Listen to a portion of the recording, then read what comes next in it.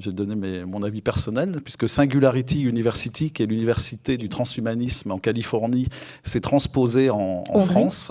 Donc là, le positionnement que j'évoquais, qu'on est en train d'essayer de structurer en France et surtout au niveau européen, pour moi, cette université et cette banalisation du transhumanisme n'est absolument pas éthique. Il faut lutter violemment contre ça. Et surtout, c'est ce qui se passe depuis 4-5 ans, c'est la banalisation de ce discours. C'est-à-dire qu'on peut avoir des discours transhumanistes complètement assumés dans le monde sans qu'il y ait aucune réflexion éthique.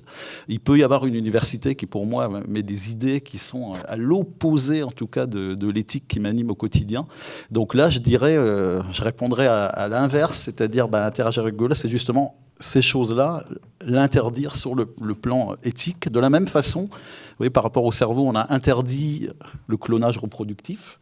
Et bien pour moi, les idées de post-humains qui sont véhiculées actuellement, je dirais, par ce mouvement transhumanisme autour de Singularity University sont des choses qui sont un crime contre l'humanité et qu'il faut clairement encadrer.